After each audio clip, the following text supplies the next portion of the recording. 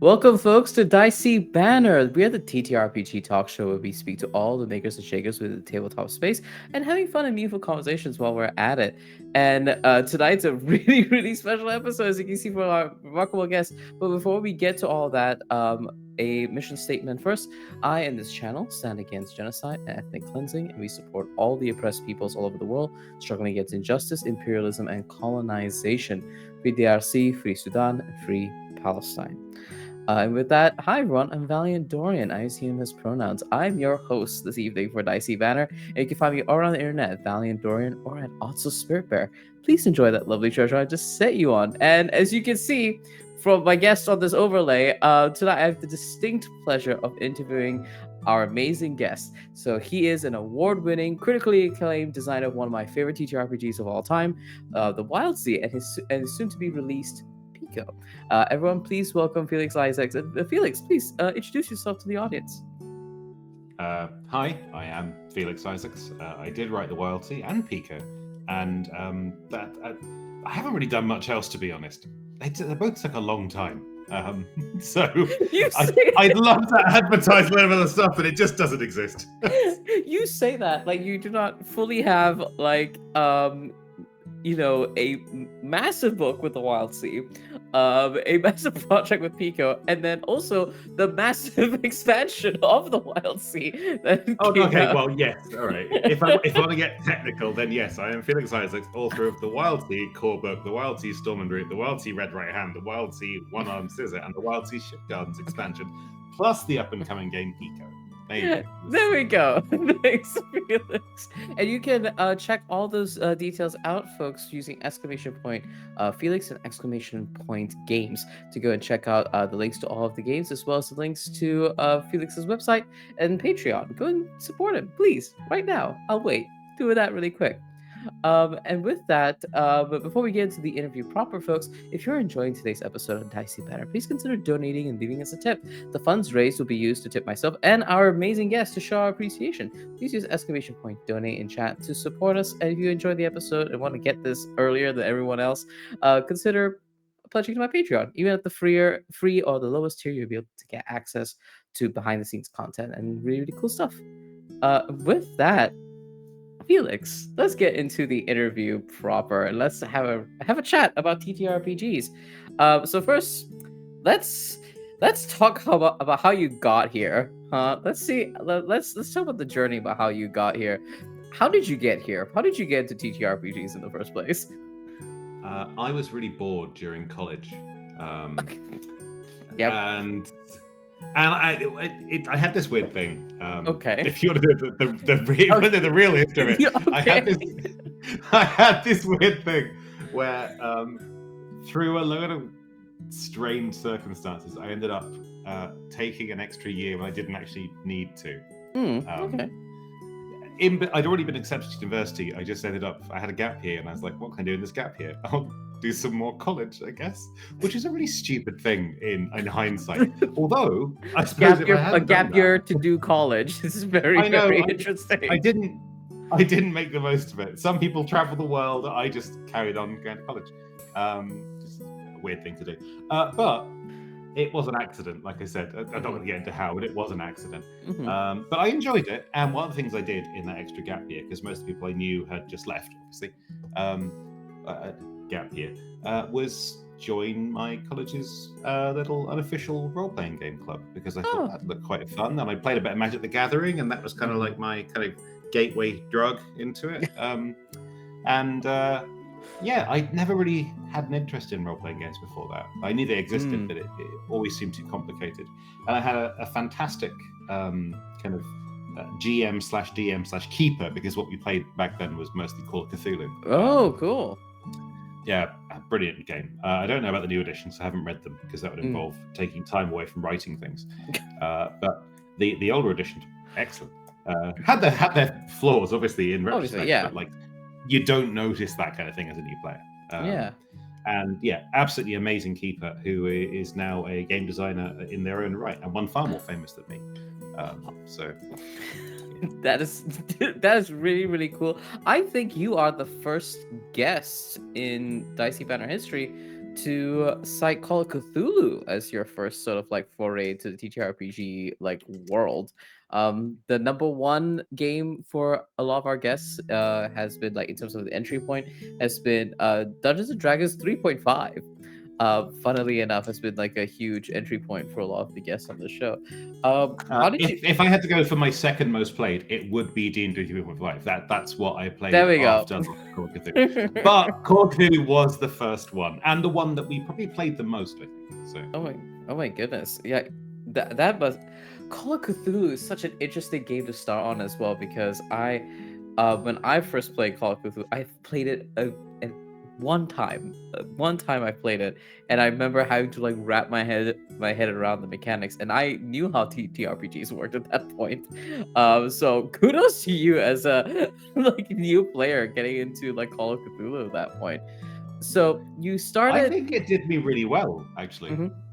Oh yeah, so I think it gave me a really good start. Yeah, because what Call of Cthulhu does that I won't say a lot of role-playing games. Obviously, there's a huge amount of role-playing games that do very different things. Oh yeah, but a lot of the popular role-playing games, they tend to only give you challenges that you're supposed to be able to meet in some way, which makes you kind of expect that all challenges should be surmountable. And what Call of Cthulhu is very good at doing is giving you challenges that are truly insurmountable. Like you're expected to lose and recover and continue from that losing in some way. I really like that. That was a good start, I think. I played in a Call of Cthulhu game that was on stream, and it's an actual play series with Daisies and Dragons, set in colonial India, specifically in the Assam region, and it was truly amazing the depths of insurmountable obstacles we were set against. It was still like a lot of fun to play. We had a really good keeper as well, and he's great. Y'all should go check out that show. So you started off with Call of Cthulhu in this role-playing club, and so tell me, how did that Felix at that point of time jump to the state of current Felix, where you're deep into the game design, deep into game writing? When did that transition happen? And like, was it an accident? How did you get into this? So there were two tipping points. The one that kind of started me on it, and then the one that made it a job rather than just a hobby. Yeah. The first one was working abroad. I spent quite some time working abroad, teaching, as a lot of people work abroad do. And it was a lovely experience, but I did start to miss some of the things that I used to have in terms of social connections. So I started a little RPG club out there, which was really fun.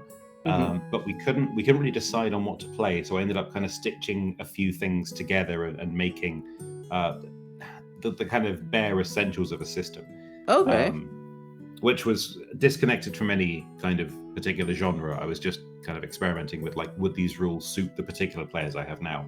Yeah. And it was after a year or two of playing that and dipping in and out of a couple of kind of classic games, back to Call of Cthulhu, back to, I think, Pathfinder rather than 3.5 at that point, that I thought, actually, I enjoy playing my own thing a bit more than I do these other things. And then I pushed it a bit further, and the setting, the Wildsea, was a kind of stroke. I'm not going to say stroke of genius. That's very self-aggrandizing, but it was an inspiration from the world around me that just kind of clicked, and I thought, I could make that. I could make that as a setting.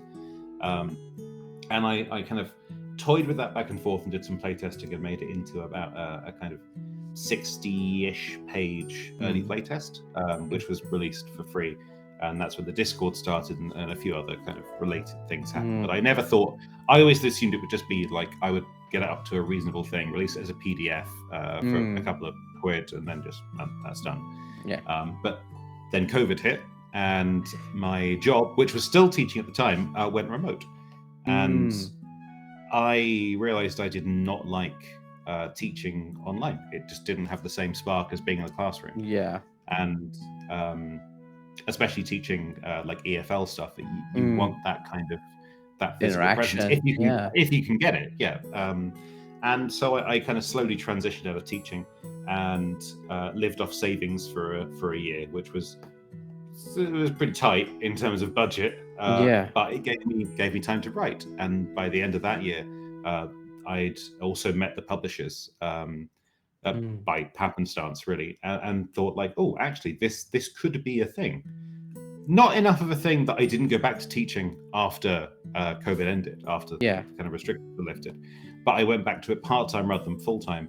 And now I don't do it at all. Now game design and stuff is my full-time job. So What a journey. Oh my goodness. And for Wildsea to kind of be like your first, like, I know you've built semi systems in order to like engage folks, which I feel like every person who's been assigned the role of game master has done, to especially when introducing new players into tabletop role-playing games.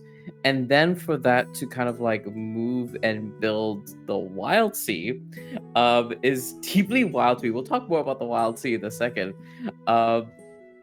But truly, what an incredible sort of like transition there. So in the vein of your game design, I wanted to ask you about what aspects of game design or like game design principles would constitute something that is Felix core. Like, what are the little tenets of like games that are you deep into their bones? Okay, if I had to identify the real core ones, I'm actually going to quote someone else, because they said this really offhandedly, and it stuck with me to the point that I think I actually quoted it in the Wildsea core book. Rick, he was our head of playtesting back when the Wildsea first started expanding. He is now works at Mythworks as their chief people person. Fantastic player, incredible GM, and general creative force. But he said to me, when people stop having fun, it stops being a game. And that really stuck, which is why I think a lot of my game design stuff, I'm not going to try and think of a big cool word to use there. A lot of my game design stuff revolves around like, is there a cool thing I can do in this moment? No, then I've made it wrong. Like, because you can only shepherd people so far with story and rules. But you should be able to, I think, for the stuff I make at least, you should always have rules that support being able to turn a situation into a time to shine, into a time to have fun. Even if it's a hopeless situation, or even if it's like you're saying you're not perfectly suited to, there should still be something you can do as a player and something your character should do as a character that you can enjoy, rather than just kind of, well, I'm going to hit this goblin again, even though I know it's not going to do much damage. Like, that's boring. That's Yeah.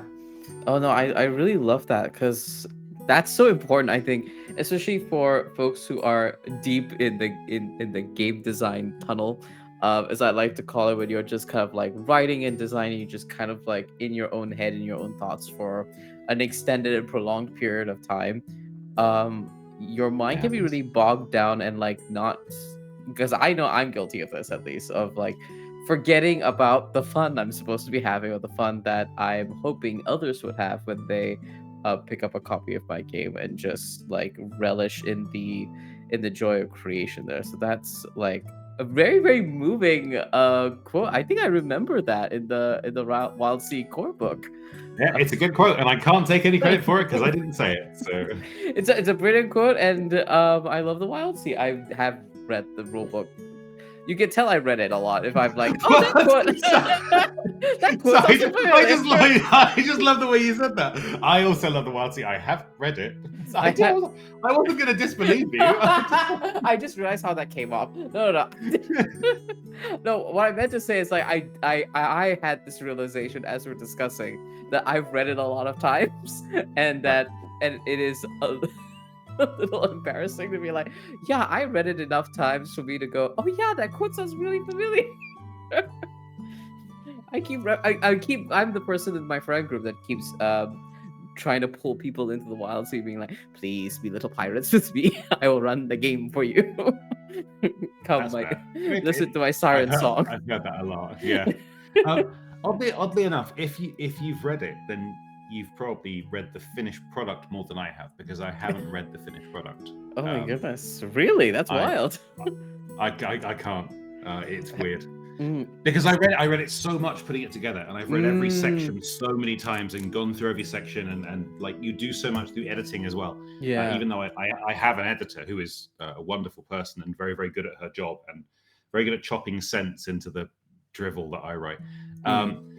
She did this thing through the editing process where I would be reading whole chunks and slowly changing things. And then once I'd changed it, she would then read it again, tell me it was okay, put it back, I'd read through it again. By the time the book was complete, I'd read the entire thing, essentially cover to cover, 2 or 3 times in a row in the space of about a month. And it's just, like, I love it as a book. I'm very proud of it. It's not perfect, obviously, but I am, especially for a first thing, I'm very proud of it. You should absolutely be proud of it, yes. But I can't read it again. Not the way I read it when I was doing that. I get it. I remember my days at university with like the many essays and dissertations that I had to write, and that comes a point where you're like, I never want to look at this ever again. And I could definitely foresee that happening with rule books. I mean, it's nice to have the physical copy in your hands. I do not want to, trouble you at all, or your eyes, with having to read text that you've probably had to edit, polish, edit again multiple times throughout the process. Well, recently, oddly enough, this is actually kind of at the forefront of my mind recently, because I've been reading the submissions for like a Halloween game jam type thing. Or oh, cool. No, it wasn't really a game jam. It was a Wildsea content jam, I guess. Oh, cool. Yeah. So community created content for the Wildsea, which we hosted on Itch, thanks to Lady Tabletop, who is a fantastic community person in the Wildsea Discord. And excellent designer in her own right. She organized this thing, and I was like, yeah, we can do that. That sounds good. And I'm still, even though it was in October, still slowly going through the last of the contest entries, because I'm terrible at things. And while doing it, every now and then I'll come across something, like I read one today, which was about a kind of imperialistic pirate faction. Ooh. And I read it and thought, is this taking inspiration from something in the book? And I did have to go back to the book, and I did have to check, and I was like, no, it's not. This is their own idea with this thing, because the thing I thought it was taking inspiration from was left on the cutting room floor and never made it into the book. So it was really nice seeing someone else's interpretation, obviously, of the same idea, the same kind of thought process, but them coming at it from a different angle. And that's really lovely to see. But every now and then people will go like, oh, I wish there was such and such. And I can go, well, actually, that's in the book. I remember putting that in there. But every now and then people will go, oh, I really like such and such. And it's like, oh, what is that? Community created content. And they're like, no, Felix, it's on page 204. And it's like, oh, okay. Because I can't remember not everything. You going, is that fan content when it was your content? The guy that made this game. It's hilarious to me. But I tell you what, there are very few feelings that rival reading something and going, oh, that's really good, I really like that, and then being reminded that you wrote it. That's a good feeling. That's a great feeling. Oh yeah, feeling. That's a great feeling. No, you're so right. It doesn't happen often, unfortunately, but it is a good feeling. Hey, but when it does happen, I'm sure it's like it's one of those sort of like creatively like rejuvenating things that kind of just like empowers you for the next God knows how long, and you can like ride that high for your next like creative venture. I totally feel you on that. Oh, that's unfortunately, so cool. it's also pretty rare that it happens. But more often, I really enjoy seeing people's like play reports and discussion about things, because I see what they've done with the kind of building blocks that the book sets out. And so often what they've done is so creative, or what their group has done, the choices they've made are things I'd never would have considered as a designer. And it's lovely to see things that you've made being taken further than you can take them through the medium of text. It's really cool. So. That's like the big game designer dream, is to kind of like be, it's like every creative designer's dream, I think, to be a fly on the wall, a disembodied, omnipotent, like eyeball in the sky, to be able to see every single game that your like game or system has like existed in every living room or every like Discord call forever. Yeah. I know I've had those days where I'm like, I wonder what kind of table will get my game and play it, which is really cool. But because now you have this contest that's able to kind of like see the contributions that the fan community have towards the Wildsea, so you kind of get that little like peering lens into the stuff that folks are making in their own games, inspired by your work. Well, I've been really lucky. The Wildsea Discord, especially, but the kind of general Wildsea fandom, if that's the right word to use, community is a better community. word. I don't like fandom. The general Wildsea community are, on the whole, an absolutely lovely bunch and very creative. And so often I will see things that they're doing or things they put together, and it's just like, I am incredibly blessed, as well. I don't use very much, but I feel incredibly blessed to have fans that engage with the source material and take it so far. It's really, really lovely. Also, I very rarely have to answer questions these days. That's awesome. Like, yeah, how does X work? Someone else will just go, oh, it works like this. And I'm just read over the answer and go, yeah, that's right. Yeah, that's correct. Or occasionally, how does X work? Oh, it doesn't. Felix mess that bit up, and then look at it and go, yeah, that's fair. So,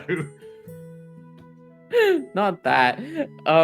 I love that for you, and I'm looking forward to looking over these entries now, because I'm very, very curious to see what folks have come up with for the Wildsea. And since we're already talking about the Wildsea, let's just transition back into the Wildsea. And it's, as I've already said at the top of the stream, it is like one of my favorite games. Is definitely in my like top 3 favorite TTRPGs of all time. I really, really enjoy playing it. I really enjoy running it. It's a lot of fun. I really, really enjoy it. It's very, very intuitive. But I gotta ask you this, Felix. What came first? Was it the Wild Words engine, or was it the world of the Wildsea? I need to know. Oh, the world, 100% the world.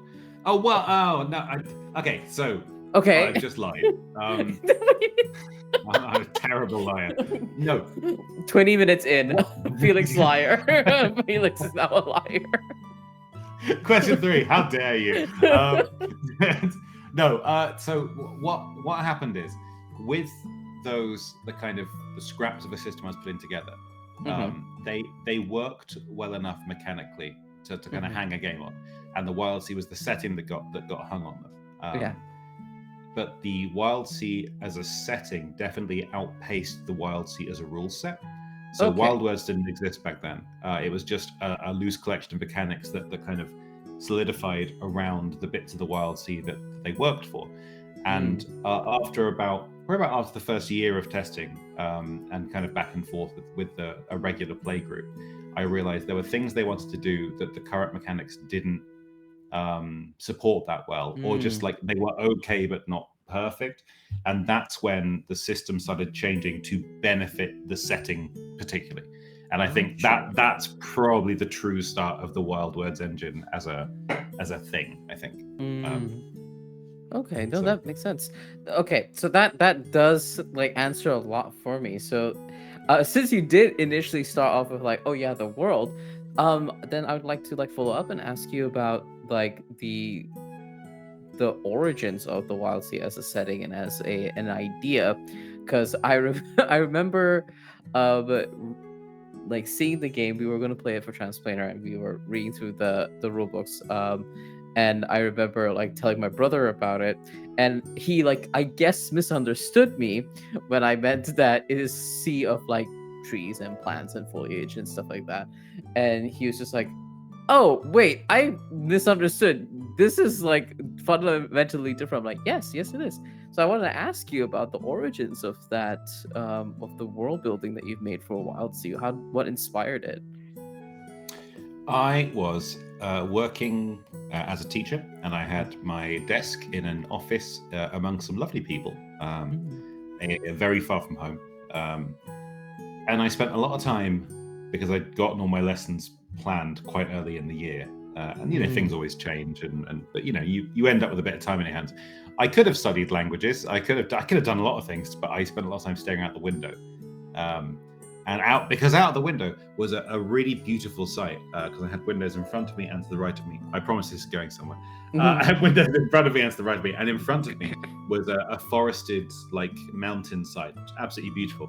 And then to the right of me, with the slopes of it leading off to the sea. So I had forest, mountain, and sea all in one kind of vista. And I would love to say that kind of solidified in my head over the years, and the Wildsea was born from this beautiful kind of seed. But it wasn't that at all. What it was watching that mountainside over the course of 2 weeks get absolutely stripped bare of trees so they could put up concrete reinforcements, which were necessary because, I mean, there were rock slides. So it's not like it... And, it was for safety. But it was watching that all get torn down, all of the greenery get torn off. And then over the next year, watching it slowly grow back over those concrete reinforcements, that was really, really cool. And I think it was that plus the sea and the proximity of it all being like, nature's really good at winning when we stop kind of actively destroying it. What would the world be like if nature was even better at winning? Or what would it be like if in a world where nature always won? And that's the kind of genesis of the Wildsea. So. That is really, really cool. I mean, I can like understand the kind of like the sadness, I guess, and the grief that comes of watching a beautiful like natural vista be changed due to industrialization and things like that. I live in Malaysia, and that's like a tale as old as time here. We will build a thing, it'll cause landslides, and then we destroy more of nature to build like safety measures to prevent those landslides. And it's just this kind of like endless cycle, and nature kind of like suffers from it. But like your kind of like description of like, oh yeah, I'm watching like nature kind of like grow over it and like win and like begin to chart a course of their own is really, really cool. And I can see how it births the Wildsea, which is really, really cool and wonderful. So that's the origin of the Wildsea.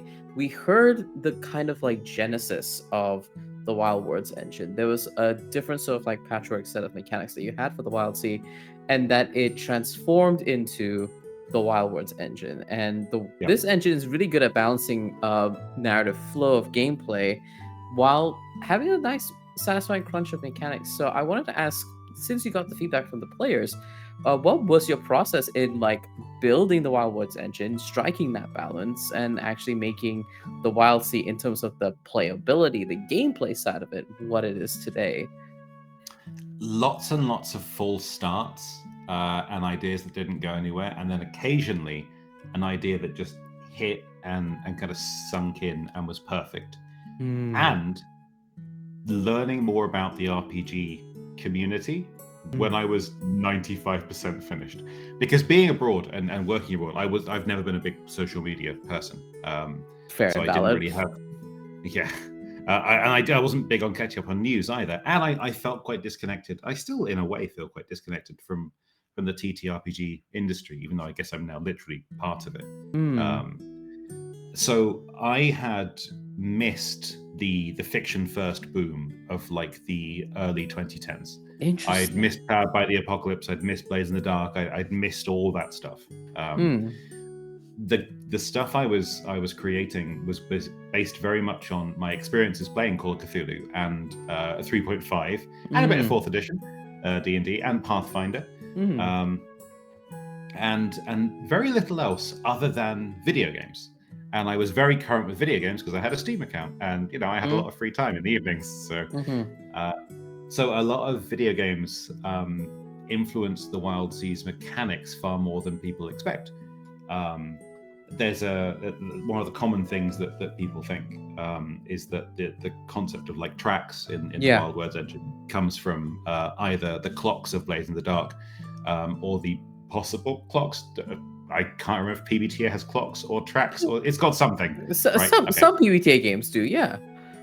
Okay, yeah. Or from PBTA, and people are always like, well, it's obvious inspiration from that. And it's like, I had no idea what that was when I made tracks. Because if I knew clocks existed, I probably would have just used clocks, which wouldn't have been... I don't think it would have been as good for the Wildsea as tracks have ended up, because tracks have been... And for the Wild Words engine as a whole, because they're quite flexible in ways that clocks aren't in the same way. Yeah. But it was actually taken from playing the browser-based game of Fallen London, because they... Oh, interesting. Okay. Yeah, it's a brilliant game. I mean, not every season is perfect, but it's a brilliant game overall, with some really good engaging stories. And what they had back in the 2010s was, I feel really old now. What they had back then was the Story Nexus engine, which was a creation tool for making your own versions of the kind of full and London style game, with flippable cards and countdowns and things, and values for character attributes. And the way the value system in the Story Nexus engine worked was it was essentially a kind of a set track, but it was numerical rather than physically represented. And when you reach certain points on that track, certain things would happen. Every now and then there'd be an event that would check, do you have like X amount of numbers in this thing, or are you not there yet? And that's where tracks came from, because it was like, I can adapt that to tabletop. That's really, really good. Of course, what I didn't know was that the industry had done that like 5 years before, just in circular form. And I was just behind the curve. But it means that a lot of the things that the Words engine does, and that the Wildsea does, specifically as a game, are things that are not entirely original, but they work slightly differently than a lot of people expect. And it does. I've heard this a lot, and I think it's very, very accurate. It's very much a fiction-first game with a slightly more old-schooly, crunchy feel in places, and that's because that was my game design influence from the actual tabletop industry.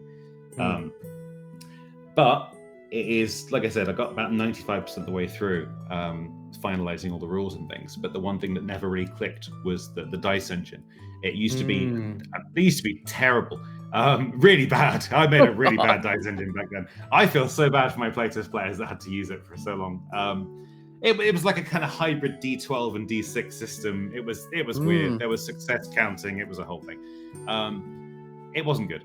And then finally I found Blades in the Dark. Not the book, because I wasn't living in a place where you could buy the book, and I didn't think about buying PDFs online. But I found the kind of adventures of the Six Towers gang, I think it was. Earliest Blades in the Dark things are on YouTube. And watching those and hearing the dice system they were using described without even reading it, I was like, that works so much better. That is exactly the kind of thing I need. And luckily, that worked well enough with the non-numerical parts of the Wild Words dice engine, like already existed, etc. And Twist already existed. So I could take. Thanks, John Harper. I took that basically whole cloth, and just went. I can yoink those numbers, that 1 to 6 thing with just like search for the highest number. Now suddenly it's search for the highest number and any doubles, and also you might get to remove dice and etc. etc. So it all fits together really well. So it's one of those weird things where people go, you took tracks from clocks, and it's like, I definitely didn't. And then they go, but you're gonna say you didn't steal the dice system either? And it's like, no, I totally did. I stole the dice system. No, that one shamelessly. No, I definitely stole that one. Absolutely. Absolutely, I did that. I'm honest about the theft I commit. No, I really.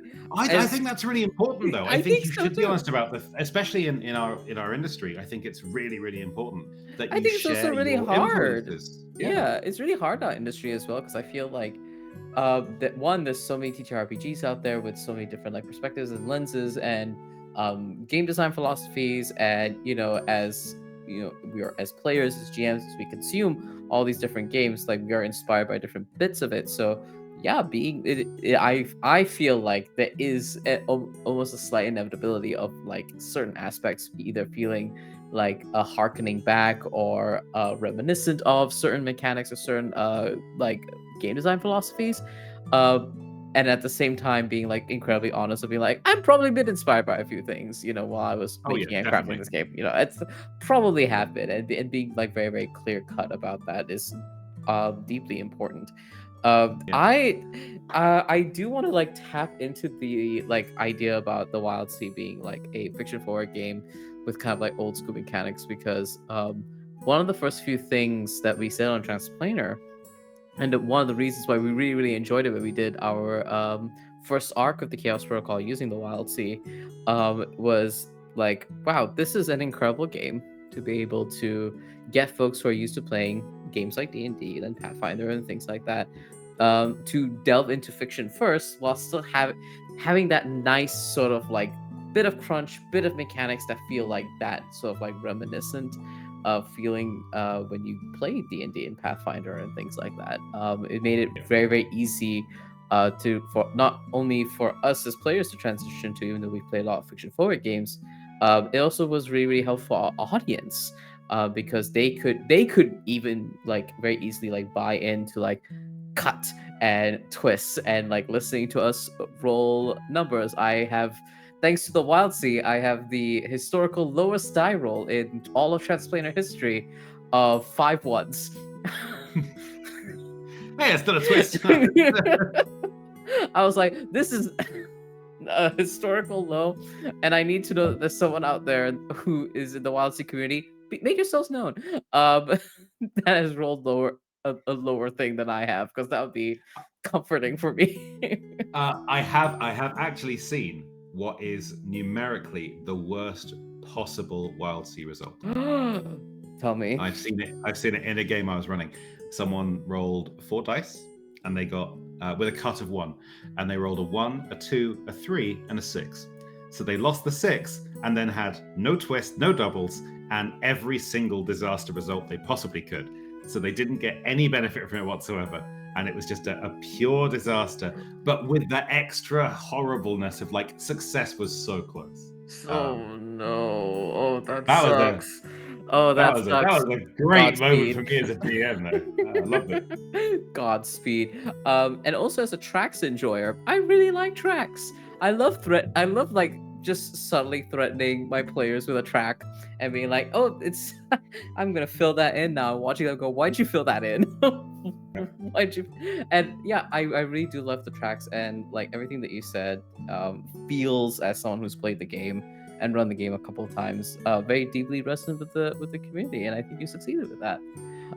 Good. Yeah, and since the first printing of the Wildsea and the core rulebook, you now have an expansion. The expansion is, for folks who are at home, the expansion is called Storm and Root. It is a massive 300-page expansion, which includes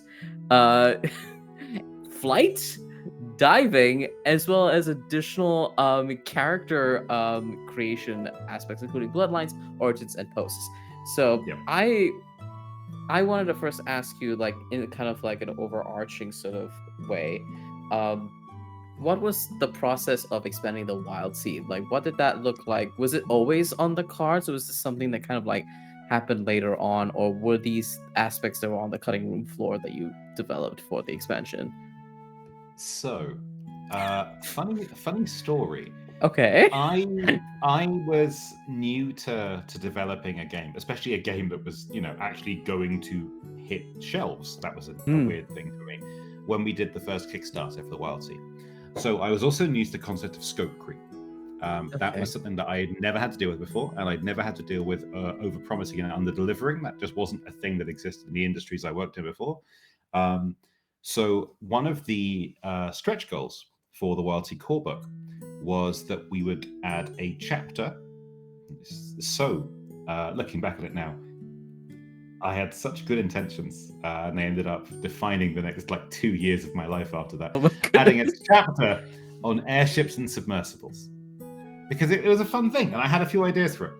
And then as I continued writing the book, and as it got bigger and bigger, and the core book got to 364 pages or something ridiculous, I realized there is no way I can put airships and submersibles in this book. There's no way. Because I had, without thinking about it, thought, yeah, that would be a chapter. It's a chapter on, here's a special thing. Like, making a ship is a chapter. It's a reasonably big chapter, but it's still just a chapter, right? Yeah. But you can't have airships. I came to the realization, you can't have airships and submersibles on their own. You need systems of play that support them. You need extra challenges that work with them. You need characters that can make the most of these new systems. It was just, that's not a chapter, that's a book. So what I did was, when we released the core book, I went to the backers in a Kickstarter post and was like, just so you know, I can't do this. I can't do this thing. But what I will do is I will make an expansion for airships and submersibles, and I will release it to backers of the original Wildsea for free, because it is essentially a stretch goal for you people that supported me for the first book. Yeah. And it also means like, hey, I'll have a new product I can sell to other people, which is good. Yeah. And so that was scoped as like a 120-page book at that point. Felix. And then Felix. I realized, like, well, if I'm doing airships and submersibles, I can add some more fun options. Felix. So we did. And then I realized, like, well, if I'm adding more options there, I can add some more reaches, so I can have more like pre-made settings, and like, oh, this community created one that was really, really good. I want to see that on the page. I'm gonna pay that person for their reach, credit them the book, and say, hey, like, this is a guest reach. This is fantastic. Just remember the community. And then I realized if we're doing that, because that guest reach had like some extra, I think it had an origin and a bloodline and a post in it. I was like, I can make some more bloodlines and posts, and maybe ones that aren't even just connected to the airship submersibles, maybe just some ideas that didn't make it into the first book. And a year later, I had another 300-page book. And I remember one of the first responses I ever got from one of the original Wildsea backers, because we did still give it to them for free, was like, why have I got a new Wildsea book? And it's like, oh, because this is the airships and submersibles thing that we promised like way back in the original campaign. And they went, oh, I just assumed we weren't going to see that, and that was fine. And it's like, why have I spent all this time doing this thing? I'm gonna be so real with you, Felix.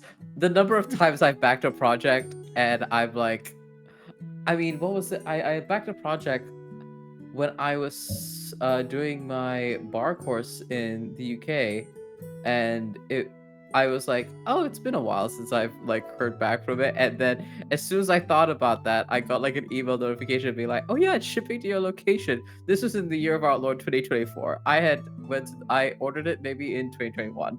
So it's been like 3-some years. And I was like, oh wow, cool. That's like it is like one thing that I know that I actually like deeply appreciate is that there is sort of this kind of like slight social understanding, I think, in the crowdfunding community of like, these are like would like to have, especially when it comes to like stretch goals and stuff like that. Oh, yeah. But my God, did you deliver on all of that, huh? 300 pages. I heard your process and I was like, oh no, I see where this is going, Felix. I kind of felt like at some point I felt like I overpromised, so I may as well overdeliver as well, to make up for the overpromise in the first place. But I tell you what, whatever future campaigns I'm running, I'm not going to add an extra chapter as a stretch goal. That's a no. I feel like that's dangerous for you specifically, so maybe we don't do that for you.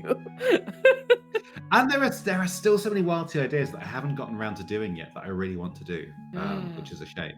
And I really want to. Yeah, no, I want to, but some of them I don't know how feasible some of them are. No, that because makes sense. the Wildsea is a very different game than it was when it was first made. Something I've had, I guess the privilege is the right word. I've had the privilege of watching the core book being taken, and then especially with the big bump in popularity that the Quinn's review gave us, and suddenly we were selling a lot more books, and there were a lot more people talking about and playing the Wildsea. That exposed it to people from kind of different schools of play, I guess. Suddenly we were being picked up by more traditional gamers and by some completely new gamers. I know some people now who the Wildsea is their first RPG, because they were grabbed by the setting, and it's like, oh wow, I've introduced new players to a thing. That's really cool. Because it was suddenly a different thing.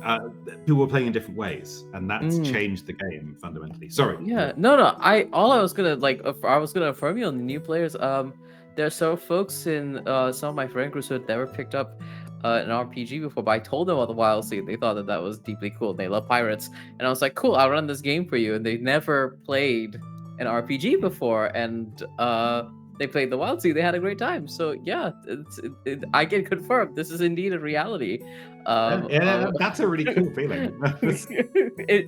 And they love it. They and for people who are like unfamiliar with like a lot of the kind of like like core tenets in RPG elements, like dice rolling, project clocks, tracks, all of these things, they can kind of just like sink into the fiction of the world and enjoy the RPG. It's really cool, and I wanted to affirm you on the there are new players who pick up this game and they're like, this is really cool. Can I play more? And I'm like, sure.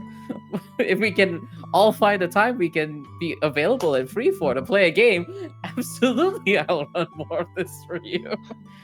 Which unfortunately means no most of the time these days. Yeah. That's Adult life. adult life. Scheduling is the BBEG. I will say this constantly. It is truly the villain in all of our dreams for TTRPGs. But yeah, I think on that note, that was a great point for us to have a quick 10-minute break. Thank you, folks, for hanging out with us and for chatting. Please get up, stretch, pet your pets. Tell them Mr. Valiant Dorian loves them very, very much. And when we come back, we're going to talk more about some tail end elements of the Wildsea, Pico, Felix's other game, and then we're going to talk about stuff like niche world building and some cautionary tales for the budding game designer. And with that, we're going to take our break. Take care, everyone. See you soon. Bye. Hi, folks, and welcome back to Dicey Banter. We're the TTRPG Talk Show. We talk to all the makers and shakers in the TTRPG space while having fun, meaningful conversations while we're at it. As you can see, I have tormented Felix the entirety of this interview. It's been lovely. Asking the hard-hitting questions at Felix and Oh, yeah. demanding nothing but the truth here on Dicey Banter. I hope you all have been enjoying the show. Huge reminder, please use the commands in chat to gain access to not only Felix's social links, as well as websites and all the cool stuff you should be following him on, as well as the games that we're talking about today, which are the Wildsea and Pico. So please go ahead and use those commands in chat. And if you are enjoying today's episode, please consider donating, giving us a tip. Use !donate in chat to get the link to donate, and we appreciate the support. And with that, let's jump right back into the interview. Before we left off for the break, we were talking about the Wildsea expansion Storm and Root. And Storm and Root, as we've talked about, and have unveiled that it was meant to be one chapter that kind of like expanded, meant to kind of like start with rule sets, as well as the expansion of flight, as well as diving. And now it includes as well as additional reaches, character creation options, etc. So you've introduced the access to flying and submerging to the depths of the Wildsea as part of this. And you talked about, like, as you were building this, you're realizing that you needed to kind of like build the kind of like mechanical support to support these new aspects that you were introducing to submersibles and airships. So what can players expect with the introduction of these mechanics? Well, can we have like a little teaser of what that looks like for those things? Yeah, the airship portion of it is a very different game. The airship portion of it takes the Wildsea, I mean, upwards, obviously, but it takes you away from the sea itself and puts you into a kind of a different play space. It's the bit of the Wildsea and the expansions I've played the least, because I know you're not meant to say this about your own games, but it's the bit I enjoy the least. Because we all have a favorite child in game design. Exactly. People really wanted it, and I'm glad the people that do enjoy it, but it's not my preferred mode of play. I enjoy the options, and I enjoy some of the flexibility it gives, but like whenever people say they're going to try the Wildsea and they really want to do the airships, I'm like, start on the waves first and work up to it, because I think it's important to experience the sea at sea level before you kind of head up. And the diving section is the complete opposite of that, because the submersibles part of Storm and Root I wish had been in the core game, and if I was ever to do a second edition, there is a good chance I would make it part of the core game, because it builds on the themes of the original Wildsea far better than the airship section, I think, because a lot of the new systems that were built up for the submersible section are more directly related to existing systems in the core game. Pressure and the kind of concept of because pressure in Storm and Root is not just physical pressure of moving deeper into the canopy. It's the psychological pressure of suddenly you are, the lone point of light in a very hostile, dark place. Yeah. Pulling from things like Subnautica and stuff for the kind of feeling of that kind of descent. But it also pulls more from the Call of Cthulhu style of thing, because in the core game, Maya, the system, which is for the uninitiated, essentially when you spend more time out on the waves and when you witness or take part in terrible things, the worst tendencies of your character start to come out, and Maya's are character-specific malices, essentially, that you slowly mark as they grow, which could affect roleplay at first, and then affect the mechanics as well. And the pressure system from Storm and Root is essentially an upgraded version of Maya, but applies to an entire ship or individual crew members as well. It's bigger and more flexible. Love that. And all of that is taken from the inspiration of those early days playing Call of Cthulhu, because Call of Cthulhu has at the time, fantastic sanity system. But looking back on it, you can't really do that sort of thing these days, because we have a better awareness, A, of mental health in general, but B, of what is and isn't fun / appropriate to play at the table. So yeah, I try not to shy away from a lot of things, but there is a difference between not shying away from something and approaching something with a level of respect. Yes. And I think Maya's are my way of doing that as much as possible, because it means that players do get to play bad situations, worse versions of themselves. Yeah. But they're not randomly rolling on a table for it. Absolutely, yes, and that is one of my favorite things about Myers. Crafted themselves, they're purposefully crafted. Yeah. And the pressure system brings that back in with random rolls, because people do love random rolls. Suddenly it's but it brings it in as a slightly less character specific thing, because when it's happening to the ship rather than you as an individual, you have more freedom with how you interact with that in roleplay, I think. Yes. And that was quite an important thing. So things like that, I think the delving portion of Storm and Root delves more into the psychological horror elements of the world, and the airship portion of it just delves more into you can see more, you can do more, you have freedom for the first time, true freedom to go anywhere and do anything, which is again, it's a different way to play, but it doesn't grab me as much as why am I criticizing my own work? It doesn't grab me as much as the delving section. But I mean, it does mean that hopefully you can tell, like, this is a thing that through playtesting and through play, I have realized over the years, like, it's not that I don't like it, it's that I've kind of refined my own tastes in my own setting, and I enjoy it. Yeah, I do fully believe that, like, every game designer does have, like, favorite I know I have favorite children when it comes to, like, game design, right? Like, I feel like that's completely natural, and that makes a ton of sense to me. And like, stepping back a little bit to the Myers conversation, like, one of my favorite things about Myers is the player buy-in of, like, okay, here's the section in your character sheet where we talk about the not so nice parts about yourself, and being, like, a little self-reflective. What are the aspects of yourself within the fiction that can flare, that can lash out, that can ultimately, like, bog not only yourself but the people around you down, right? Like people, because people have flaws, which I really, really like, and being able to have, like, mechanics and other sort of, like, systems in place within the game that can consolidate and kind of, like, let that aspect of gameplay sing is really, really fun. And now I'm really excited about the potential of running a game that's a psychological horror, where I pull folks deeper into the Wildsea, and that's really, really cool to know that we've got some cool stuff for the Myers section for that as well. Well, that's the psychological horror element is something I want to delve into in future games as well, because it's cool. It was my start in tabletop gaming, was psychological horror, and cosmic horror as well. Kind of tacked onto that with Cthulhu's themes. So, and I've had plans for. I mean, anyone on the Patreon or even on the Discord has seen plans for Drift for a long time, and Drift is still going to be like 2 years away, I think, probably at least.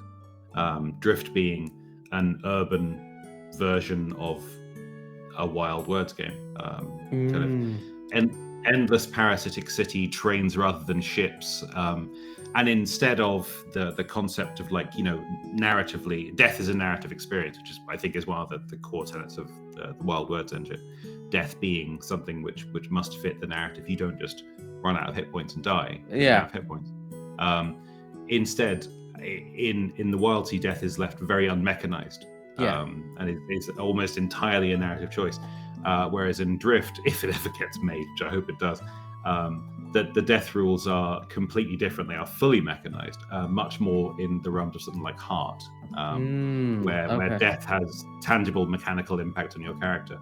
And Drift's death rules is that you will die multiple times, and each death changes your character, and is another way of doing character progressions, which I think should be quite fun.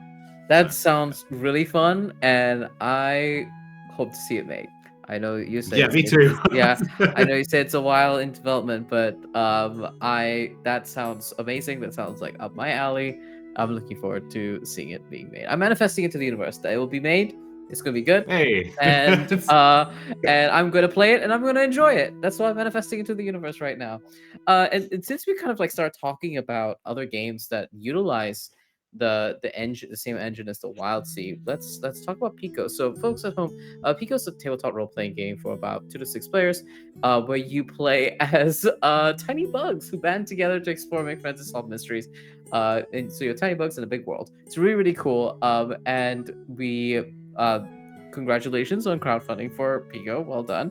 And I wanted to before we touch on kind of like perhaps the different directions you took with the Wild Words engine with Pico, I would love to ask you kind of like what inspired you to make Pico? You were kind of like on a flow with like the Wildsea as well with the expansion. What inspired the pivot or the change of direction here with the game like Pico? Well, if you want to know that, we're going to delve into the last part of the show with like cautionary tales. Okay, yeah, we can tap into that now. Let me dive into that bit early. Burnout made Pico because I love the Wildsea, but it got to the point where I hated working on it because for the first time in years, I had a measure of success, which was really, really nice. Yeah. But it was a measure of success in quite a rigid world. Like I can make the Wildsea do anything, but once it's been out there, once it's been played, and once people have their own ideas of what is or isn't appropriate or canon or etc.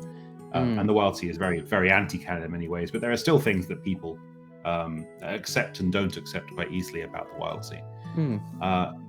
Writing something in that, you find yourself second guessing what you're writing a lot of the time. Okay. You find yourself having to go back and check things in previous books or expansions or add-ons and think like, have I said something about this before? Because you've made a big setting with lots of optional points, and a big setting where one of the fundamental kind of core tenets, I guess, of the setting is like nothing is really canon other than it's a world covered in trees. You can really do what you want after that point. But from a writing perspective, there is more canon to it. There are things that I have mentioned that should stay. Otherwise, people will read it and go, "What did he say that about that thing before? Or did he say something else?" Yeah, and that was a very different kind of pressure. And it started making working on the Wildsea less fun. And also, when you've written something that is in one tone of writing, like one register for a long time, you do end up wanting a change.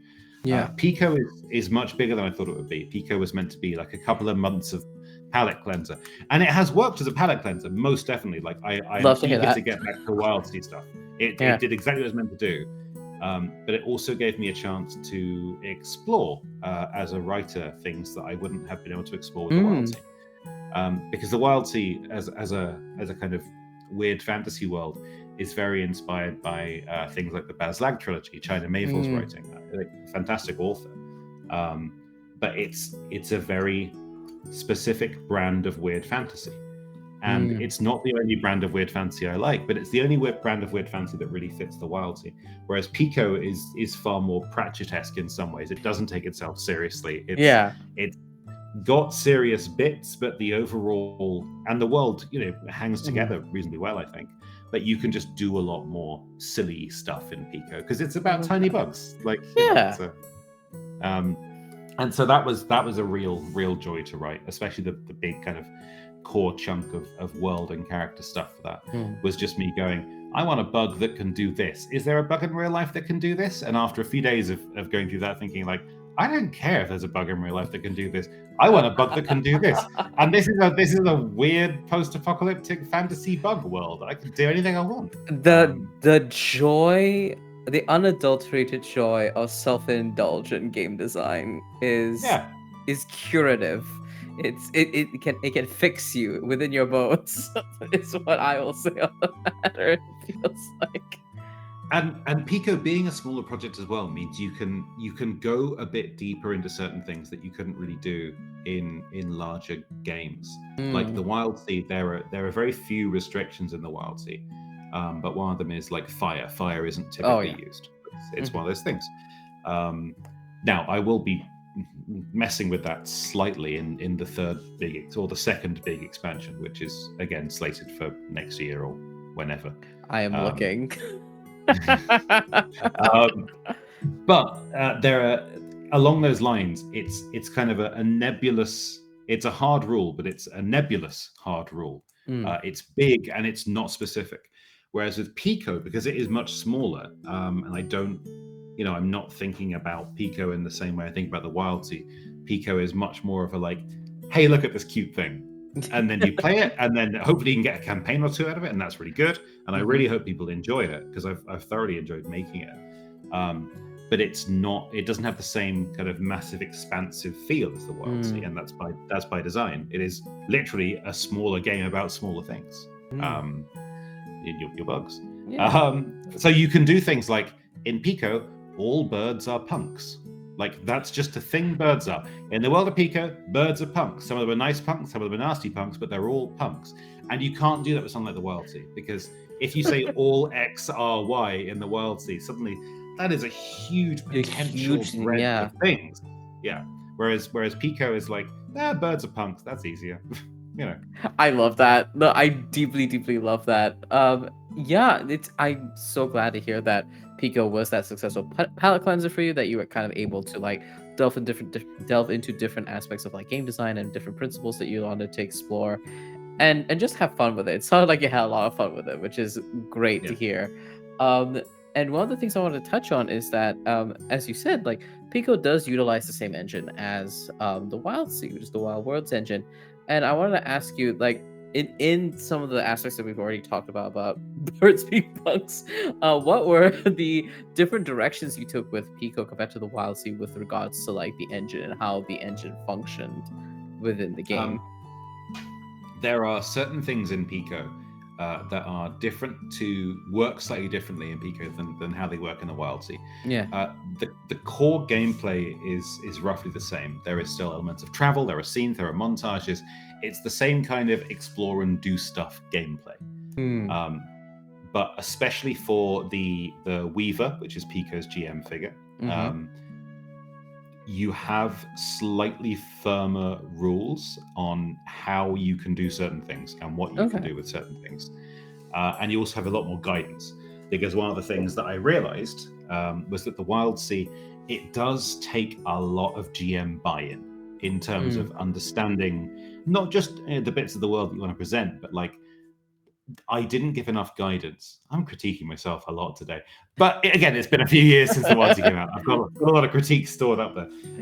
I didn't give enough guidance when writing the book on how you could do certain things as a GM, because for me, and I think this goes back to like that Call of Cthulhu style play space I used to play in. There are certain things that are assumed that you can do. And watching people play the Wildsea and getting feedback from people saying, "No, I wish we could have done, X." I'm sitting there thinking, "Well, why didn't you do X? Like I would have done X in that situation." And it's because the book didn't say you could do it, and because people don't have the same play experiences as me. So Pico tries to address that a lot more, and there are certain systems in Pico that are new for Wild Words games, but which I might end up using in other games in the future, Wild Words or not, because there are things like the concept of tracks. Tracks in Pico now have breaks. Ooh. Because the Wildsea you could have multiple tracks working up to the same thing, or like a larger creature could have like a 3-track and then a 2-track and then a 4-track and then etc. In Pico, tracks just have like, here's a 3 and then a break and then another 2 and then a break. Massive damage or giga damage in Pico fills boxes up to that break, and then you can do something else. But each break, especially when you're facing something like a hazard in combat, although Pico is less combat focused in some ways than the Wildsea, but in a stressful situation, let's say, when you're facing some kind of antagonist or opponent, every time a break is reached, there is specific advice for Pico's GM figure that you can ratchet up or ratchet down the tension of a scene. And there's a list of things you can do, like remove a weakness from this thing, add a strength to this thing, unlock a new move that wouldn't be there. And it's all stuff that I would naturally do if I was in the GM seat myself, but other people don't have that same experience. And there are other things that I've learned. I've seen people playing the Wildsea do that I've had to kind of pull into my own GM style, and some of that stuff makes an appearance in Pico as well.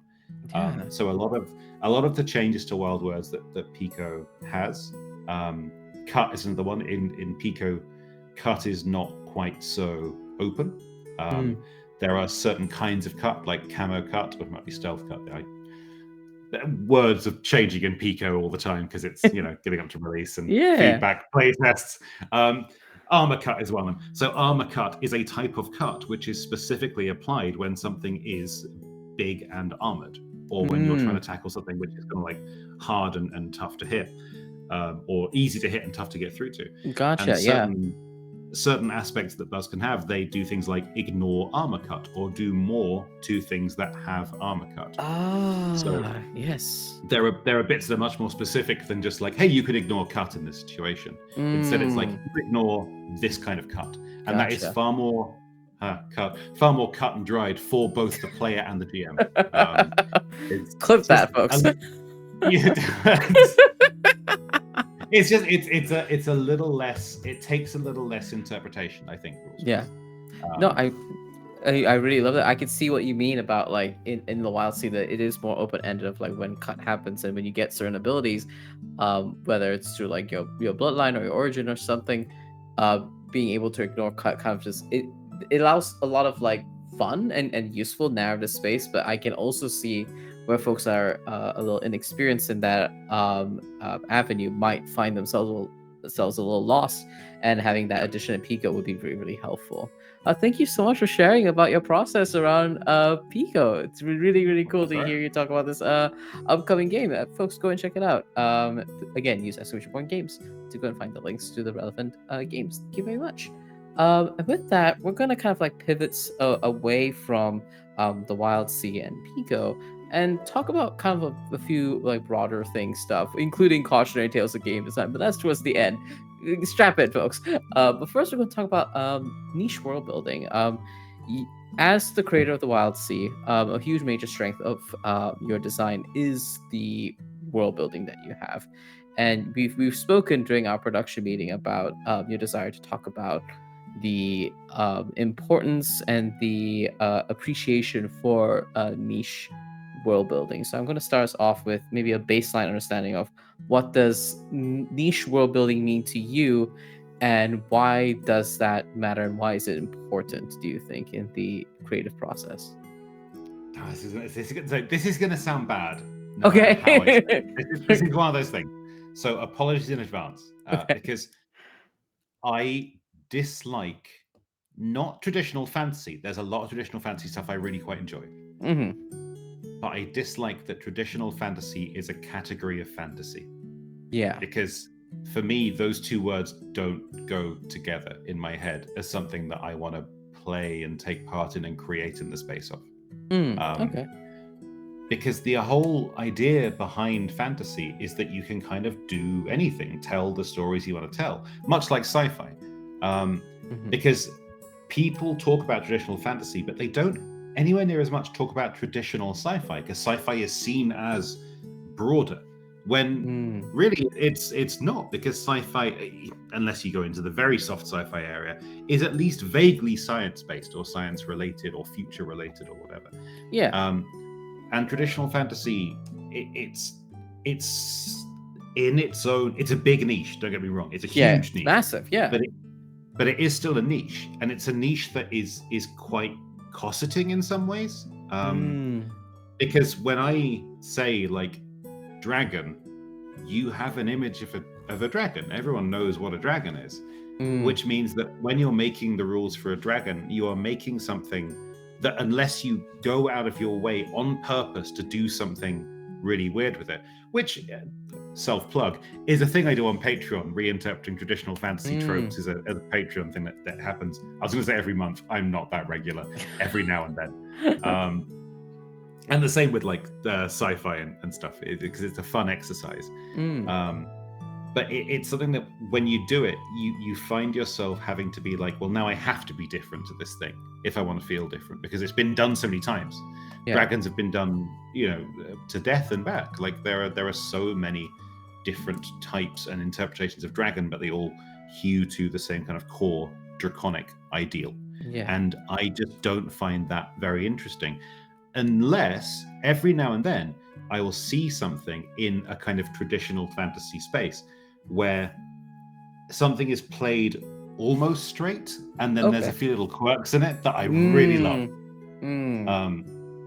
And I think a lot of kind of more niche fantasy world building is just running with those quirks. It doesn't mean you have to redo everything, but I think when the quirks are the thing that makes the thing interesting, focus on those quirks as the more core tenets of the world. And I have a genuinely weird example, because I don't watch a lot of anime. It's not usually my bag. But I did watch Delicious in Dungeon. Yeah. And it's a great show. Thoroughly enjoyed it. Because also I love food stuff, so watching that was really good. But one of the things I liked the most about Delicious in Dungeon was the way they did the dragon, because in so many ways the dragon is a traditional dragon. But then spoilers, if you haven't watched Delicious in Dungeon and you're thinking of it, I'm going to literally leave like a 10-second pause, so I don't want to spoil this for you because it's really good. Spoilers. Don't listen if you want spoilers. The concept that consuming draconic meat draconicizes you over time, and except there are so many cool interpretations of that, and the kind of the health style rebuilding using these elements is like, it opens up a huge new avenue of cool stuff in that world. And I'm sure it's not an entirely unique idea, but because of the way it's presented in an otherwise quite traditional fantasy world, it feels really fresh. And I love that kind of niche world building. I think it's fantastic. Yeah, no, that's so cool. Yeah. Same with the again, Delicious in Dungeon. I watched this months ago, but it's still fresh in my mind because it was really good. Clearly, it's important. It was a really good example of I guess it's my go-to example for this now. Animated armor. Animated armor is a trope. Animated armor is like a tradition. You want to have your animated armor. And in Delicious in Dungeon, it's like, what's it animated by? Tiny mollusks inside the suit. And it's like, oh, that's a really cool idea. And I haven't seen that before, because it's not just like, magic did it, which is just boring after a while. Or a spectral entity has taken host in this old armor. Yeah. and there's nothing wrong with those ideas, but it's so nice to see something new, and especially to be surprised by something new. Absolutely. It reminds me very much of, okay, I'm going to really age myself now. Did you ever play or watch a Let's Play of Vagrant Story, the old Square Enix game? Actually, it might have been Square. Wow, that's a deep cut. I've never played it, but I do know of it. So, Vagrant Story was really, really good at slightly reinterpreting traditional things. And it was a really good, because part of it is like, it's the Japanese take on Western fantasy, which is always going to have interesting little kind of things that you wouldn't expect as someone who's grown up with the Western take on Western fantasy. And I love what they've done with certain elements of Vagrant Story. I say what they've done. It was literally 25 years ago. It's maybe 30. It's an old game. It's a really old game. But it's a good game, and it holds up today. And a lot of the creatures and things that we fight hold up today because it goes at tropes, but it hits them in a slightly different way than you expect, and that's really, really good. So I've tried to bring as much of that as I can into when I world build. I like looking at the niche something fills and then trying to think of, is there a way I can do this that I don't instantly recognize as being from something else? And I think in terms of the Wildsea, one of my favorite ones for that is the Ironbound, which are they are the animated armor trope. Like that's what they are. And the Chelicerae also are the animated armor trope. They are, a suit. But the Chelicerae are animated because they are hive minds of spiders wearing like weird self-woven skins or a collection of armor scraps and rags. And the Ironbound are armored because they are either self-created or like risen from a not watery grave in the depths of a ship's old crew. And it's like a construct made of an ancient ship that maybe carries the memories of its crew and the souls and emotions, etc. They aren't completely off the wall ideas that you hear them and you go, oh, okay, fair enough. But they are niche in their presentation, and I want to see more of that. I think it's really important. Because it's more fun than just going, oh yeah, and the Wildsea's also got a construct. What does it do? It's a construct, isn't it? No, that's that. I agree, because like I remember when I first read about the Ironbound, and I was really taken in by the idea of like old like tech, especially in like the Wildsea as a setting, right? Being like, oh, old tech found in maybe ruins, maybe in an old ship, that has somehow been reanimated, whether by the power of emotions, some other unexplained thing, or souls and things like that. And that was enough for me, who isn't I'm not typically taken in by constructs as a matter of like flavor. But I remember when I was reading this, I was like, this is cool, niche, and weird enough for me to go, maybe I might play this one day, because this sounds like a lot of fun and a very interesting like character to delve into. And I think you raised a really good point about the feeling of like how refreshing something is when you're able to give it just enough quirks for it to be niche, unique, and feel different when a player or if anyone experiences it. So that, I guess my tough question of you is, how niche is too niche? Too niche? Is there such a thing? Yes, there is, I think. All right, nice. I don't want to be completely like prescriptive here, because I'm just a guy at the end of the day. This is just my opinion and just how I do things. And it works well for me, might not work well for someone else. Just experiment, do what you want. I'm just one person. But I think something gets too niche when you have to repeatedly check the written fiction of it to make sure you're not getting it wrong. I see. Yeah. I'll go back to dragons as an example, because I did this on the Patreon. When I was doing Felix Reinterprets Traditional Fantasy, one of the updates was about dragons. And I could have done anything with it, really, because it's a reinterpretation. That's the whole point. It's you can remix dragons to be whatever you want.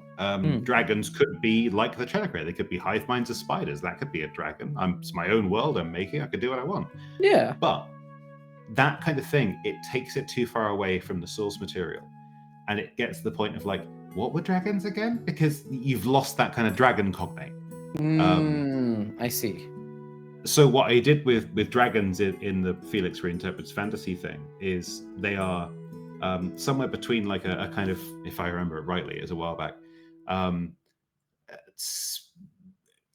coalescing things that are made of or feed on gold and other metals to form essentially a dragon-like shell around a kind of fire elemental type thing. Gotcha. So it's still draconic in its purest essence. It is a big scary thing that is hard to kill, which looks like a dragon and which breathes fire, and it still hoards gold and does all this thing. But you come at it from slightly different angles on some of those essential parts. The mechanics and mechanisms behind it may be a little different. And I think that's quite fun to do, because at the end of the day, when you go a little bit further but not too far, theoretically, you should be in a place where people go, dragons, okay, and they can remember like that one or two interesting different things about dragons. Oh, they're like fire elements inside. Oh, they're made from the metal they eat. Like, those are two interesting facts about my weird dragons. But you don't have to remember, oh, and they also have 6 toes on each foot, except because you don't need all the extra stuff. It needs to still be logical. What you make needs to have internal logic as well. So for the kind of Felix reinterprets traditional fantasy Patreon stuff, you've got dragons who are, they consume metal, they make their bodies out of it. Inside them is some kind of fire elemental type thing, which so you've still got those draconic elements. It breathes fire, it is hard to kill, it is big, it looks like a dragon, it hoards metals, etc. You aren't introducing loads and loads of new stuff. You're just giving a few reinterpretations of things that could lead to different types of encounters, different types of stories.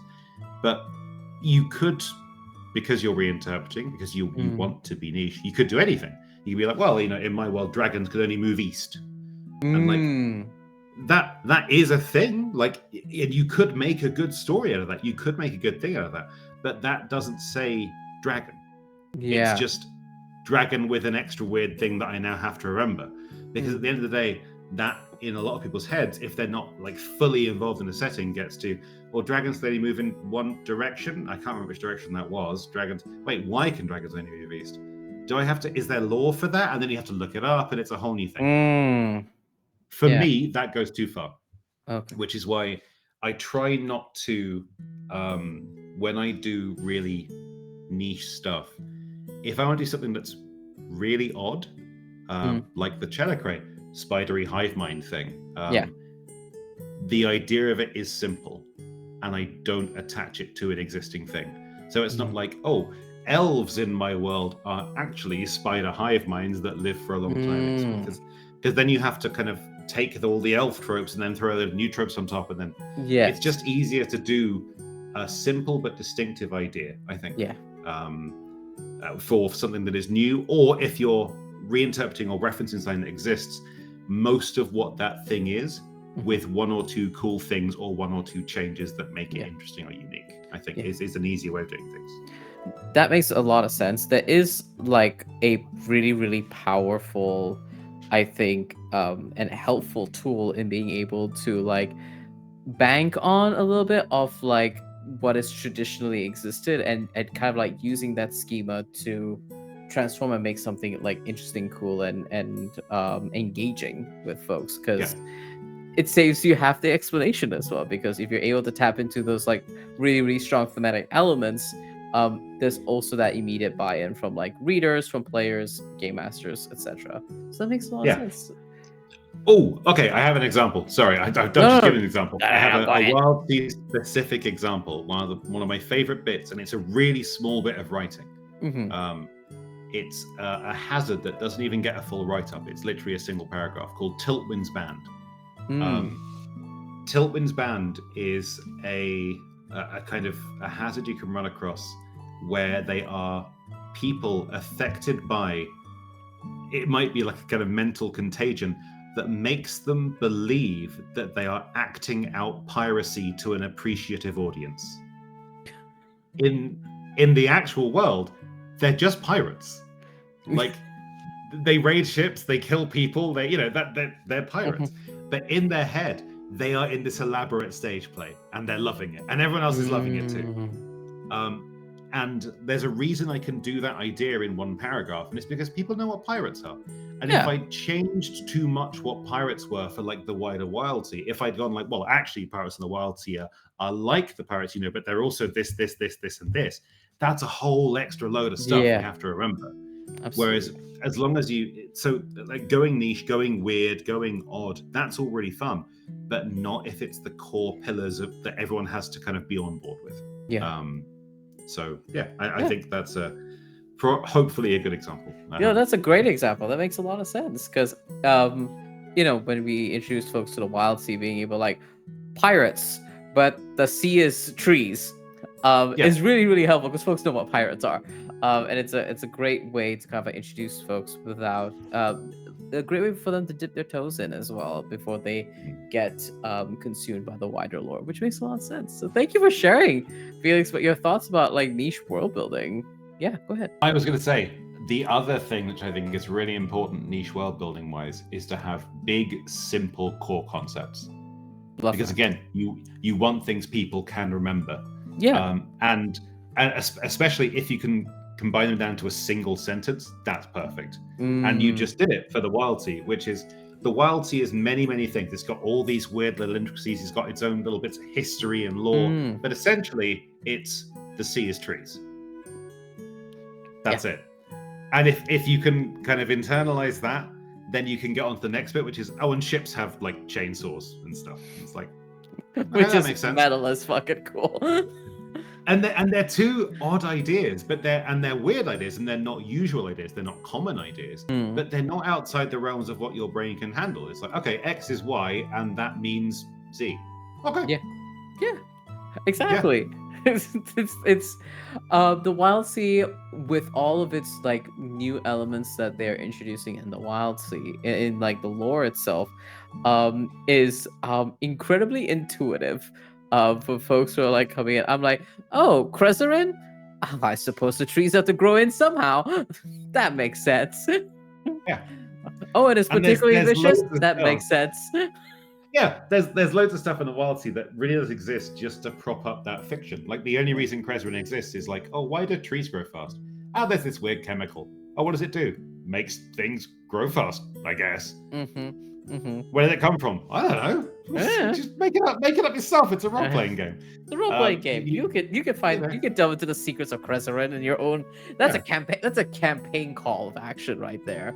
Yeah. Because if you detail it too much, then it's like, okay, well, there's this chemical. It's called Krezerin. It comes from this. It does exactly, explicitly this, and this. That's extra lore you have to remember. The Wildsea is like a big setting-focused game, and the setting chapter is like 20 pages. And that's all you only really need one of those pages, which is core concepts. So that's true, and it's one of my favorite things about it. I'm like, read this page, and then we can get back to playing. I'll explain everything else as it comes up and as you have questions. I'll make some stuff on the spot as game masters do if I have to. But yeah, thank you so much for sharing your thoughts about niche world building. I think there's something really empowering about being able to like add your own weird little thing to things that you appreciate and making new distinctive things that are self-indulgent and new and cool to you, because it is cool to you, it's probably cool to someone else too. I want to see more of that from people too. I want people to explore their own niches and find what they like and write about the stuff they like, rather than think, well, if I'm doing a fantasy game, I better put orcs in there. If you don't like orcs, don't put orcs in there. I don't care, do stuff that you like. Do stuff that you like. Make stuff that you like and play stuff that you like and scream about the stuff that you like. I think. Well, Rowan Rook and Deckard's Heart is like the perfect example of good weird fantasy, because it hangs itself on some established tropes. There's elves, there's dark elves, there's gnolls. I know what a gnoll is. What's a gnoll in Heart? It's kind of a gnoll. But like, what is their role in society? Well, that's a bit more complex. But I don't have to like grapple with like what is this big new thing, etc., etc. Yeah, exactly. Because the rest of the stuff they've done is weird, but they've given you some like points to hang all the weird off. Yeah. So. Absolutely. Anyway, sorry. Yes, I'll do not apologize. Niche world building now. Never apologize about talking about niche world building. It's one of my favorite things to talk about, and I appreciate hearing thoughts from a kindred spirit. As we're beginning to wrap up, we've got a kind of big, heavy, chunky bit of the interview left, but we're going to talk about the plights and perils of being an independent game designer, and some cautionary tales and maybe lessons learned. So I wanted to turn to this journey that you've had as a game designer. I mean, An incredible one that it is. You start with role playing in a club, and then you start building like small mechanics. Then you built the Wildsea, which took several years of your life, and it's a success. You worked on Pico; it's also a success. And I wanted to ask you about what have been the roses and what have been the thorns of your journey so far. Okay. The two biggest roses, the flexibility of work is lovely, and that's become a massive thing as well post-COVID. That the concept of more flexible hours really helps.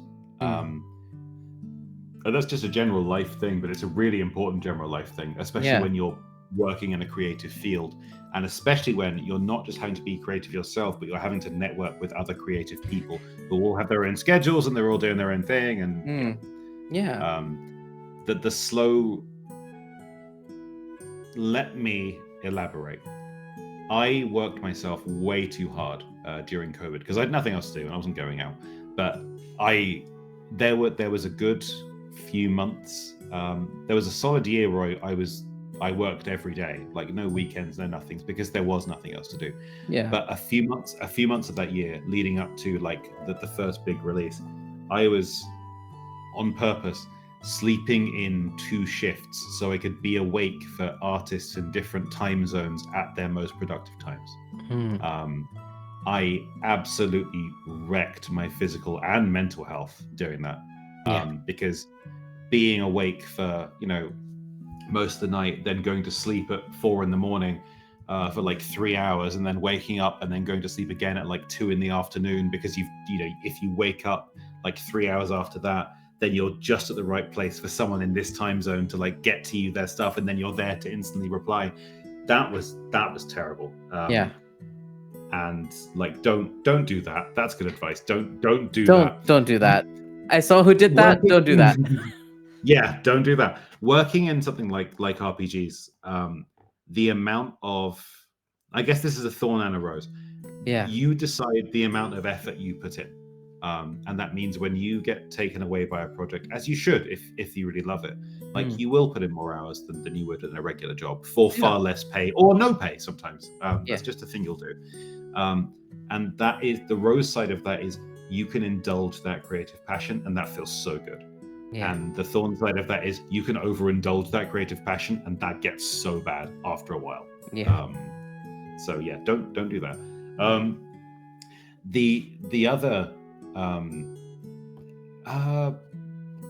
The other big thorn, I think, and this is something this is not like some expose. I think it's obvious when you think about it, but it's scary to come to terms with. You don't decide how successful you are. Other people do. And if the Quinn's review has shown anything, it's that the Wildsea now gets 10 times the amount of attention it did a couple of years ago, and that is down to a lot of people. It's down to Mythworks and the publishers doing some amazing work. It's down to me putting the work in. It's down to the community spreading the word. But a big chunk of it is down to the decision of like one person, and I assume their small team probably, going like, "Oh, this is a cool thing. We'll feature this," and that is just a decision that I would never have known about if it didn't involve me. And it's just like out of the blue, someone goes, "Hey, we'll feature you on this thing," and you go, "Oh, that's cool," and then it changes your entire life, like workflow, finance, everything, the people you know, how people talk to you, it changes everything about it. There is nothing I could have done that would have made that happen if someone else hadn't taken an interest in the thing I made. And it's very much like the rose side of that is, it's more likely to happen when you've made something you're proud of and you enthusiastically represent and you love doing. That's good. But the thorn side of that is, it is random at the end of the day. I have seen so many brilliant games that just don't get recognized. And it goes far beyond games as well. So many brilliant things that just don't get recognized. There are people I know who I think of as I am lucky to work in the same orbit as them, who have not had the financial success. They do not do it full time the way I do, and I try and shine a light on their stuff every now and then, because it's what you have to try and do, I think, to kind Yeah. of foster a good community, and I think people deserve it. But at the end of the day, the Wildsea is much, much bigger than me. I'm just a guy. So, Yeah. like our sensitivity consultant, he is a brilliant sensitivity consultant, Ryan Kahn, excellent guy. He is also an incredible creator of micro games in his own right. And in fact, I literally have some. I've got 3 Hunters on the shelf there. Excellent game, little pamphlet-sized thing, brilliant game. One of the games he made, Told by Starlight, is the best micro game I've ever played. Oh my goodness. It's about slowly drawing, linking the points between dots to form constellations and building the mythology of a universe as you build these constellations. Oh my goodness, yes, I know this game. Yes, I know this game, yes. It's a brilliant game. It's brilliant. And it's a brilliant game that sits as part of the core idea behind, if I ever get around to working on Drift, the way map making works in Drift is directly inspired by Told by Starlight. Because it's such a good system of putting things together. But it's just mostly unrecognized because people don't hear about things. And there's only so much an individual can do without being repped by a massive outside source or getting really, really lucky. So I guess the thought there is you can direct your own success to a point, but you never have full control over how something comes across or how much money you make or how much attention you get. And that is terrifying to work with. Absolutely. Going from the Wildsea to Pico as well, that was terrifying. Because the Wildsea pulled in some really big numbers towards the end as well. And Pico is like, well, it's from Felix Isaacs, the guy that made the Wildsea. And it's like, yeah, okay, but no one really knows me as a designer. I'm still very new to the space. The Wildsea is my first game. I don't have this kind of long storied history. So when it's like, hey, Pico's there. Okay, might be good. I don't know. Made one good thing, I suppose. Some people think it's good. I don't know if that's going to be financially successful or not, but because of the Kickstarter ecosystem and the general TTRPG ecosystem, you have to get a lot ready. You can't do mostly unfinished products anymore. So, like for the Wildsea, for a long time, it was like, just hope and a prayer that'll work.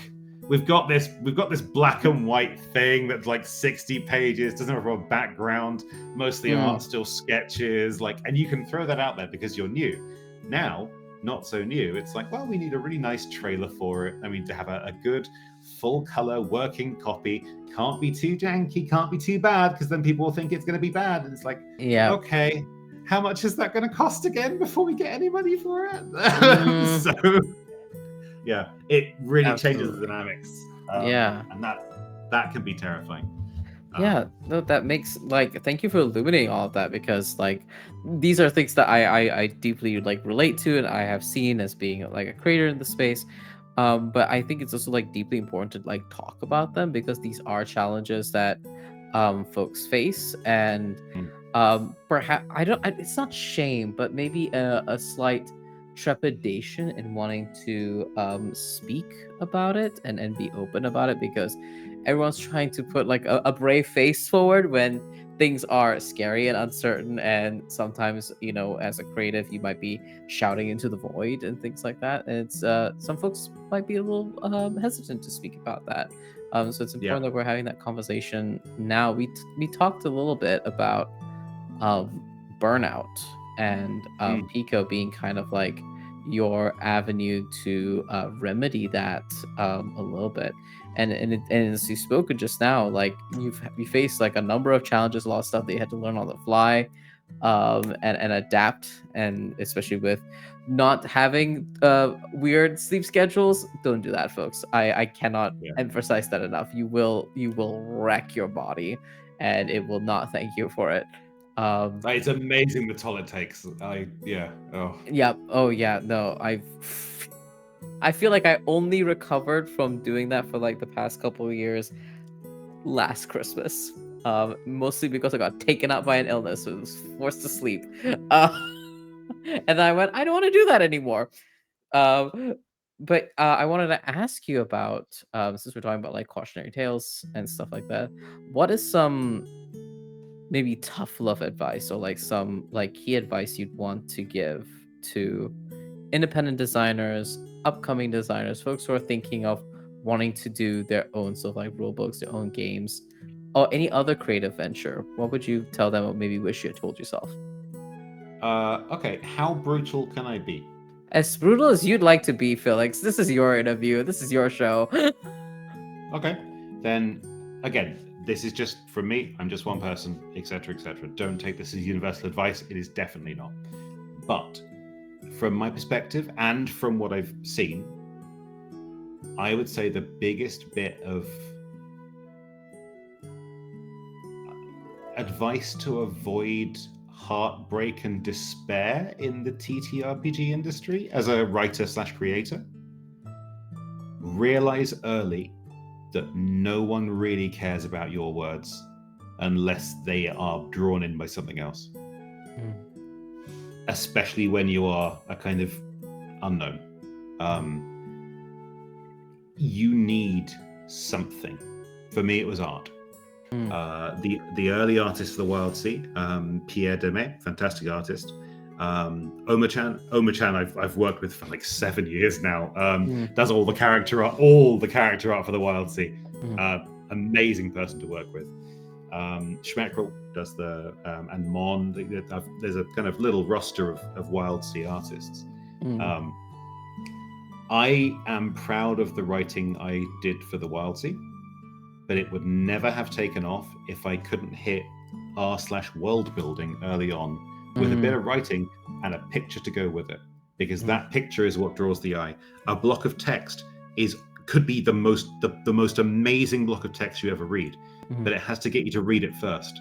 Yeah. And a one-line title saying, "Here's my new game," that's not going to do it. Like, it's just not going to do it. There are people, lovely people out there, who will go through and search for things in their most like basic, I've got a Google Doc of some rules and a page of setting form. And those are amazing people. And I wish I had that mindset. And I've tried every now and then to kind of delve into it and look at stuff that wouldn't otherwise grab me visually. But I'm a very visual person.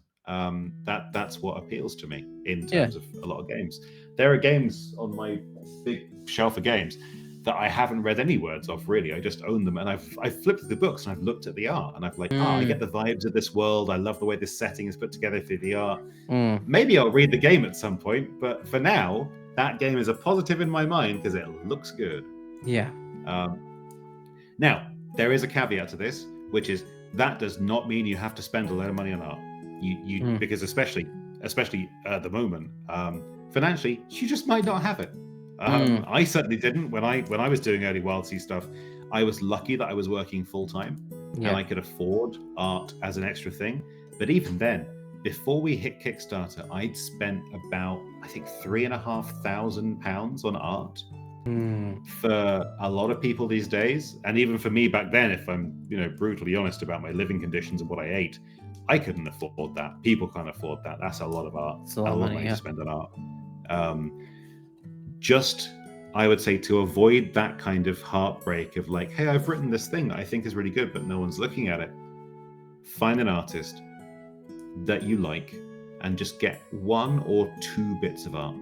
Even a page of sketches can help. Like, it doesn't matter what it is, just something to distinguish what you make from this is my Google Doc of words that may or may not be good. Because this is my Google Doc of words that may or may not be good has I don't know the actual statistic, but in my head it's like a 95% higher chance of being read if it's this is my Google Doc of words that may or may not be good. That's a cool picture. There is definitely like, I know that I'm drawn to beautiful art. I know that I'm drawn to like and we can and we should be. I think it's great to support artists, and as I know you framed it as like really like, oh yeah, this could be like really brutal advice and stuff like that, but also in a slight reframe, this is a great opportunity to work with people, which is also, I feel like, a huge boon to have in the community, because then you have actively someone who cares by virtue of like working with you about your vision, what you're looking at, what are the visuals that you're wanting to put in, and that can be very heartening to have also, Oh yeah, which is great. And but I do definitely agree with you of like having visuals, even the smallest bit, if you're unable to commission artists, the smallest bit of like training in graphic design using to like lots there's so many folks out there who like sell assets on like Ko-fi or royalty free images that you could collate very very well and make into something beautiful, aesthetically pleasing to go with yeah. your game text, which is important. I remember my husband taught me just like a little bit of graphic design, and I was like, wow, my stuff looks infinitely better now than it Oh, used to. Uh, You know? same, 100% the same. I had done so much Wildsea when Ray, part of Mhm, Mythworks, the kind of publisher, mhm, um, he convinced me, and I was not open, not receptive to the idea at first, but he convinced me, and I think it's one of the best things he's ever convinced me of, to bring on not just an editor for the words, but someone to properly not just do example layouts, but to lay out a few pages of extant Wildsea writing and art in the way that they think is best. And he brought on Leo, also known as Blue 2 Days, I believe, mhm. creator of Parslings. Great game. Very, very lovely looking game. Leo is incredible in many ways, and one of those people that just does stuff all the time Mm. in a way that I can't imagine doing without burning out constantly. But what Leo did was not just do like, oh, here are some templates, here are some pages, here's what they could look like. Mhm, He taught me a better way of doing the things I was doing already, and mhm. he moved me from, I think, Serif Publishing back then to InDesign.